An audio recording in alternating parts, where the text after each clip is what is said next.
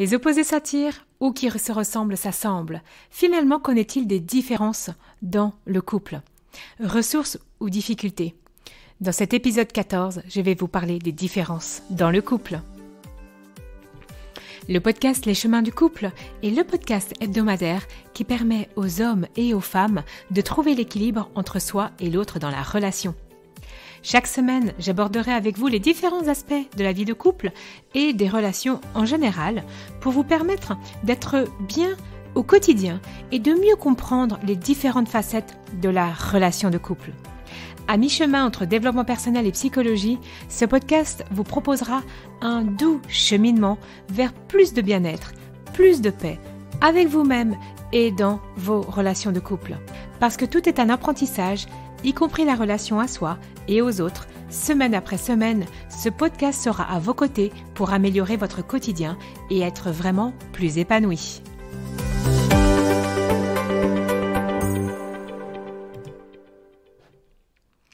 Dans les épisodes précédents, comme celui des 5 langages de l'amour ou celui de l'hypersensibilité, vous avez pu découvrir que nous pouvons fonctionner en couple et finalement être différents. Vous n'avez pas forcément, dans le classement des 5 langages, les 2 premiers langages favoris identiques à celui de votre partenaire. Peut-être aussi que vous êtes concerné par l'hypersensibilité et votre conjoint non, ou vice-versa. Est-ce finalement vraiment un problème? Parfois, cela peut être difficile pour l'un comme pour l'autre, mais finalement, c'est la même chose pour les langages de l'amour. Si vous avez par exemple des paroles valorisantes en premier langage, mais que votre conjoint ou votre conjoint l'a en tout dernier, cette différence sera aussi difficile dans la relation de couple.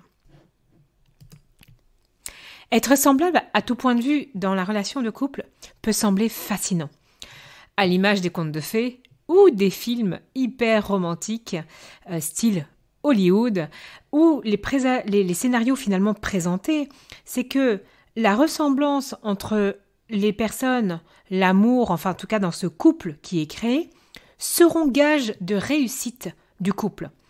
En fait, ce qui nous est montré, c'est que ça sera tellement plus facile de vivre pendant des années en se ressemblant, en étant pareil, en ayant tout le temps la même façon de penser.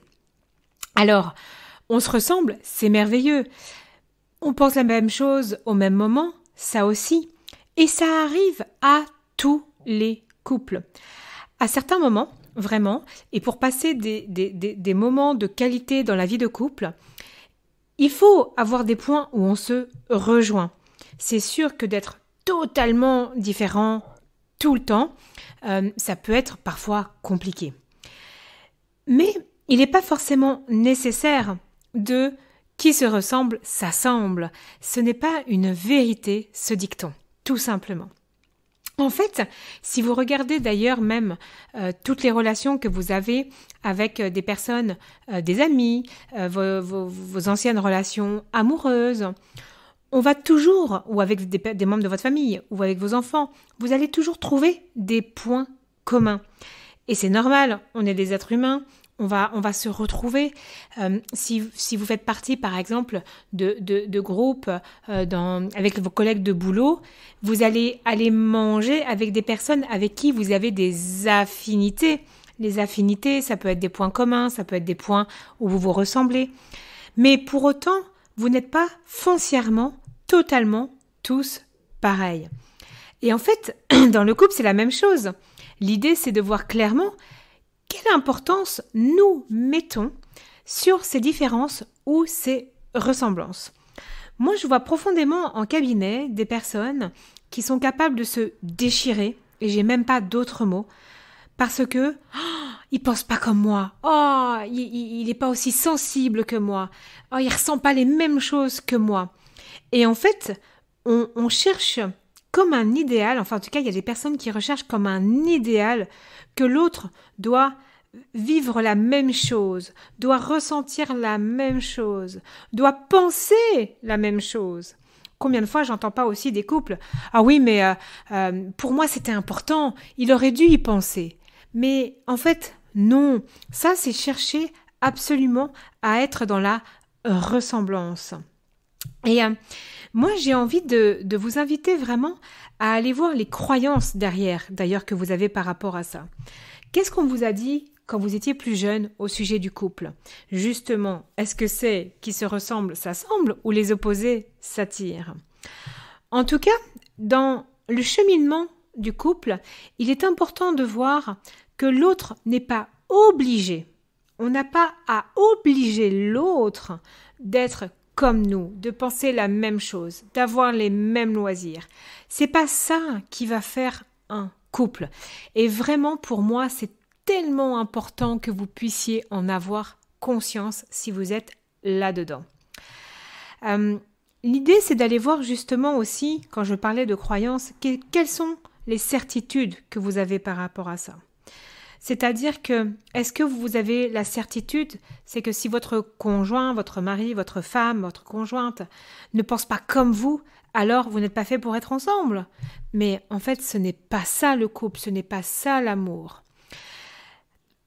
Je vois aussi que vraiment au quotidien, quand je reçois les personnes, les couples en cabinet, il n'y a aucune vérité non plus.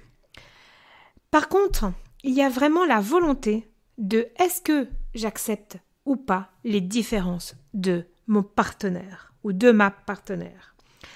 Est-ce que j'accepte fondamentalement son vécu, sa façon d'être? Et je parle d'acceptation.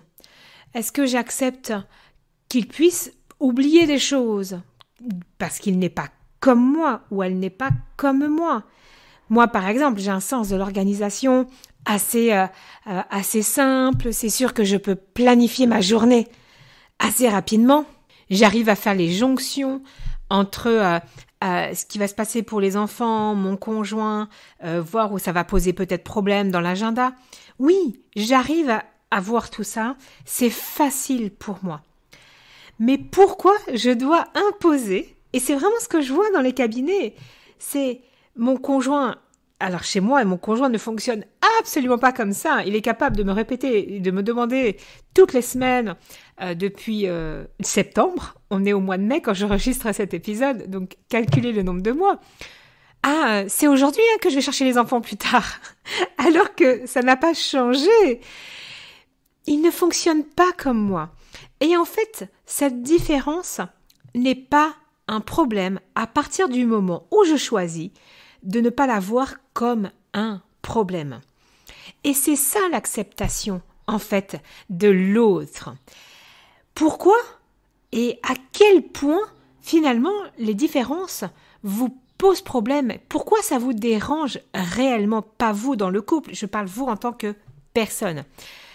Par exemple, quand ça me dérange que mon conjoint se couche tard, alors que moi je suis une lève-tôt et donc je suis une couche-tôt, qu'est-ce qui est néfaste profondément dans ces différences? C'est cette question, c'est ce questionnement qu'il faudrait vraiment avoir plutôt que d'aller chercher la petite bête chez l'autre.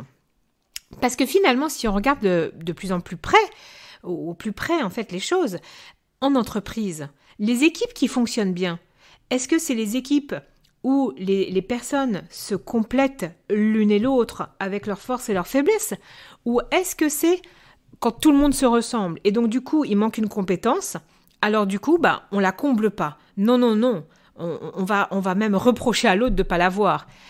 C'est pas comme ça que fonctionne finalement l'être humain. L'être humain fonctionne avec une vraie complémentarité. Et dans le couple finalement c'est la même chose. Pourquoi demander vraiment à notre partenaire d'être aussi excellent dans l'organisation comme je me demandais, alors que moi je le suis? Non, mon partenaire va être excellent sur d'autres points de vue. Et c'est ça que je vous invite à aller vraiment voir dans ce qu'il est des différences ou des ressemblances qui se posent dans le couple. Mais souvent, ce que j'entends, c'est que c'est les différences qui posent vraiment problème. Et donc du coup, moi je vous invite vraiment à aller voir ces différences et à enfin changer votre regard pour les poser comme une force d'équipe. Parce qu'en fait, votre vie de couple s'en portera que mieux. Les différences qui créent le conflit, parce que bien évidemment, vous allez me dire, oui, mais on va toujours avoir des problèmes, on ne se rejoint pas sur certains points. Là, ça nous crée des problèmes, des conflits, on se dispute par rapport à ça. Ok, parce qu'en fait, à ce moment, ces différences créent des sentiments désagréables à l'intérieur de vous. Et souvent, ce sont la culpabilité, la colère, de la frustration. Par exemple, quand je prends l'exemple où l'un se couche tôt et l'un se couche tard, en fait, si moi, mon conjoint se couche tard et que ça me pose vraiment problème, est-ce que je peux me poser la question sincèrement de est-ce que j'aimerais pas faire comme lui? Est-ce que je ressens pas de la frustration finalement ou alors de pas être avec lui dans ses bras alors que j'en ai besoin? Mais en fait, finalement, je peux vous donner une réponse. Votre conjoint peut vous rejoindre pendant une 30 minutes, par exemple, pour vous prendre dans les bras le temps que vous vous endormiez. Mais il a le droit aussi de se relever. Ce que je vais vous dire vraiment, c'est que les différences dans votre vie de couple et entre vous sont vraiment l'occasion aussi de pouvoir en parler. De mieux vous connaître individuellement. C'est pour ça que je vous invite à aller voir vos croyances, ce qu'on vous a dit sur les ressemblances, sur est-ce que ça pose finalement problème d'être différent ou est-ce que ça enrichit. Et je vous demande aussi, ou je vous invite plutôt à aller voir aussi, c'est qu'est-ce que ça génère comme sentiment désagréable quand votre conjoint, votre conjointe n'a pas la même vision que vous, les mêmes façons de penser. C'est quoi finalement qu'il y a vraiment à l'intérieur de vous? Et en fait, cette occasion de différence, cette occasion d'en parler, c'est l'occasion de voir un vrai moment d'échange entre vous pour voir ce qui se cache vraiment derrière cette non-acceptation finalement de la différence de votre partenaire. Finalement, la différence vraiment nous invite dans notre quotidien et encore plus dans le couple à aller à la rencontre de l'acceptation de qui je suis et de l'autre. Et en plus, ça nous donne vraiment la possibilité de chercher à s'accorder sur les différences. On n'est pas obligé d'aller voir les problèmes, on peut aller chercher aussi une façon de s'accorder ensemble. Lorsque vous allez justement chercher à accepter les différences de votre partenaire, vous allez aussi arrêter de le condamner ou de la condamner. En fait, vous allez accepter aussi de voir qu'il y a des solutions pour que vous puissiez retrouver une harmonie gagnant-gagnant, tout simplement. Mais c'est sûr que si vous partez du principe que l'autre doit être comme vous ne serez jamais en train de chercher une solution gagnant-gagnant. Et donc, moi, je vous invite vraiment à ça, à aller chercher des ajustements complémentaires. À travers cet épisode, j'ai vraiment eu envie de vous partager que finalement, les différences dans le couple restent une façon de voir. Si vous choisissez de les voir comme un problème, elles seront un problème. Et si vous continuez, si vous choisissez de les voir comme une solution, vous allez voir d'autres perspectives. Et j'ai aussi envie de vous partager ce petit mot, c'est que si vous continuez à voir ces différences comme un problème, vous allez perdre une énergie considérable à rester dans ce problème, à rester dans le jugement, les critiques, au lieu de juste prendre cette énergie pour aller voir quelque chose où chacun serait gagnant-gagnant et de voir comment ces différences peuvent nourrir tout simplement le couple. Et donc, qu'avez-vous envie de faire aujourd'hui à propos de ces différences?